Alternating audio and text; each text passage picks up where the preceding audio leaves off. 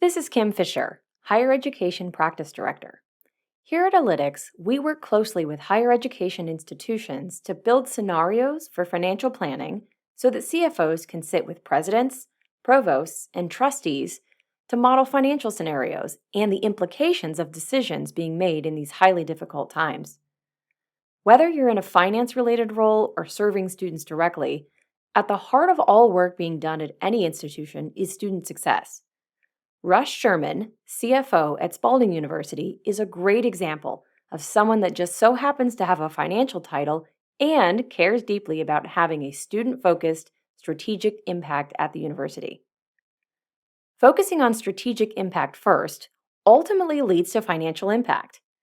Student success, student experience, and the downstream support of these all have a financial impact that plays an integral role in how the university can operate, both now and in the future.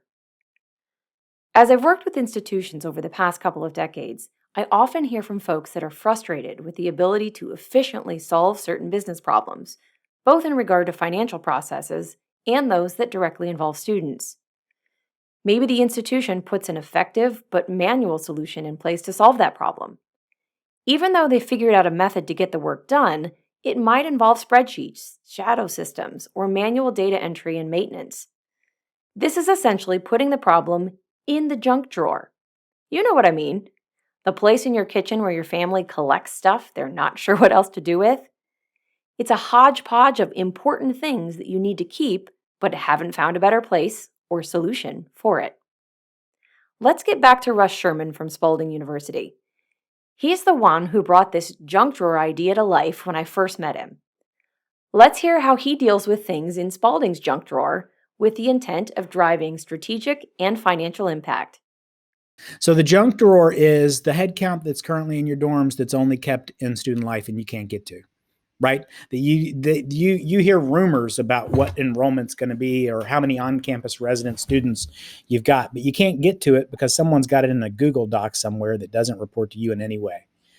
Or a faculty member that really is running things on their own, That's the junk drawer. That's very valuable information, but it doesn't get to you. And you're not the only one, right? If it's not getting to you, it's not getting to the president, it's not getting to your board of trustees. Anaplan has the ability as a sandbox to be able to pull that information in so easily and elegantly.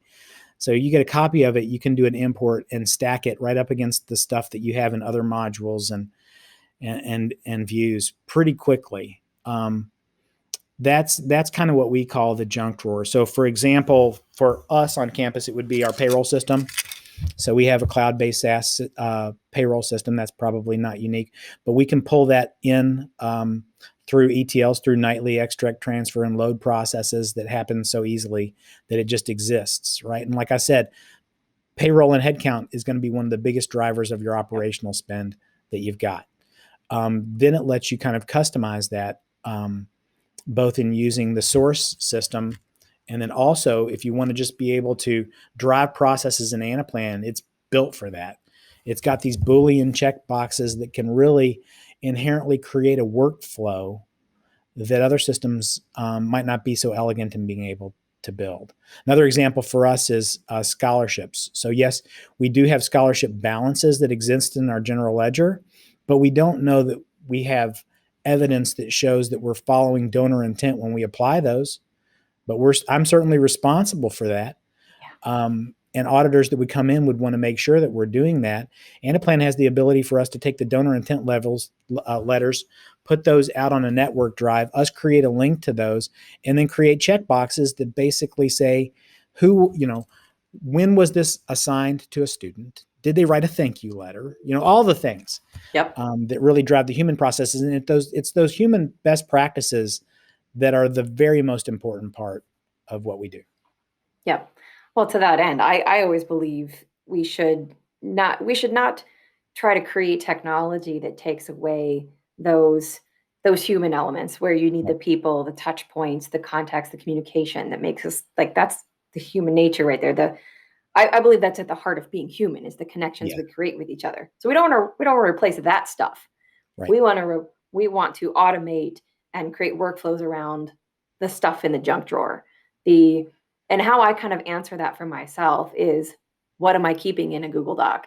What am I keeping in Excel on my desktop? And the answer isn't always you can automate that or put it in technology. It depends on what's in that Google Doc. But I always think it's important for people to at least every once in a while open the drawer, see what you put in there, probably ages ago sometimes, and evaluate, can I do something different with this so that I can spend more time talking to my students, working with my fellow faculty? So I love that concept of figure out what's getting in the way administratively of you being able to spend more time having real communication, solving problems together as humans.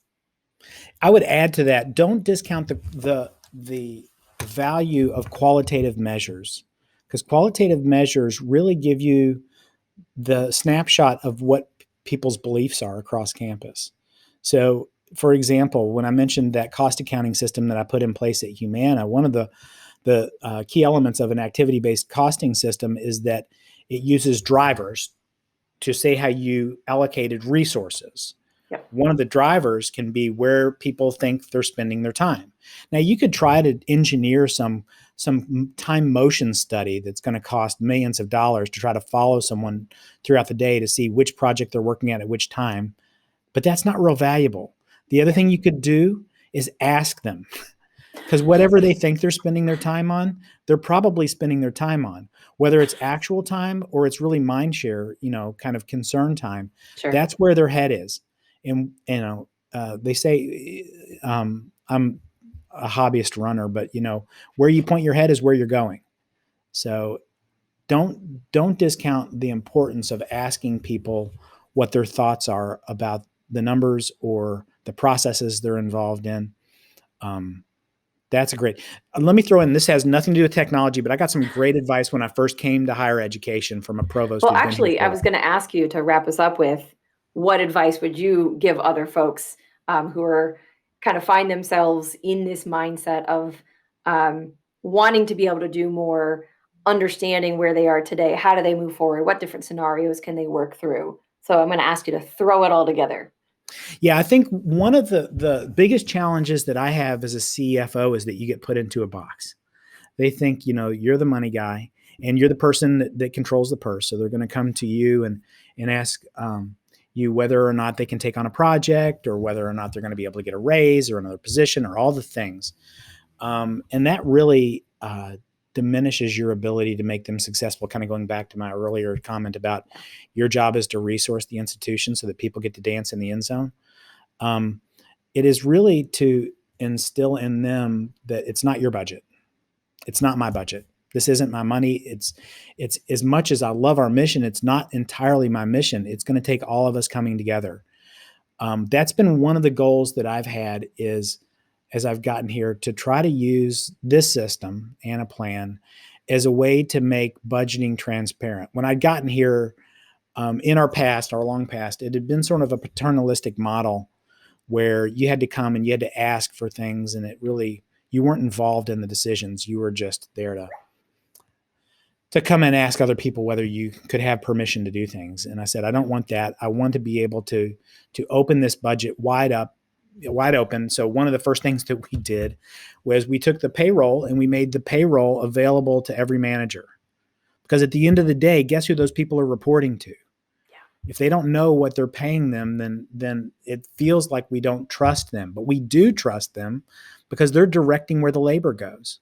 Yeah. So I think that would be a very important element. And the other thing that I was going to mention, when I first got to higher education, a long-serving provost, and I think we're at a conference. It was probably a Nakubo conference. And at the end of the day, we were getting to know each other in the bar. And I said, give me some great advice. He said, you have a healthcare background. You're used to things being your way or the highway, and that is not how higher ed works. He said, it takes collaboration. You need to listen first. And I found that to be so helpful in my career, is before I go out and tell people what we're going to do, start by asking them what they think the problems are and what the solutions are so that you can integrate those into your plan. Yep, agreed. I think that's why people stay There's two reasons why I think people stay so long in higher ed. Hmm. And I suspect that, you came through the different healthcare roles and landed in higher ed several years ago. I suspect you'll stay for a while. And I think people stay because, first and foremost, they believe in the mission of Yeah. whatever institution that they're serving. But secondarily, it's that higher ed requires a collaborative mindset, regardless of your role. And I think people can really buy into that. And I've noticed I work with plenty of people who've been in higher ed 30, 40 years, and they love it. And I think it's for those reasons. Yeah. Yeah. It's a meaningful career. You get to really see people advantage themselves through hard work. I like to say, at least here at Spalding, the hope is that if you're willing to come here and help lift your side of the piano, we'll lift our side and we'll get you to a degree. I appreciate the examples that Russ Sherman shares with us about the types of data and challenges that are in Spalding University's junk drawer. From my experience in higher ed, I know that institutions have key data that will help them build stronger scenarios for their future planning, that will also improve the accuracy in projections that are buried in the junk drawers all over campus. Bringing all of your data together into scenario planning is precisely what we do at Alytics. Done right, these scenarios, while commonly created in the finance office, empower the full executive team to make strategic decisions. And that is one of my passions, empowering decision makers with the solutions they need to make a strategic impact for their students. My sincere thanks to Rush for sharing his wisdom and experience. If you want to empower your team with scenario planning, contact us at highered@alytics.com or reach out to me on LinkedIn.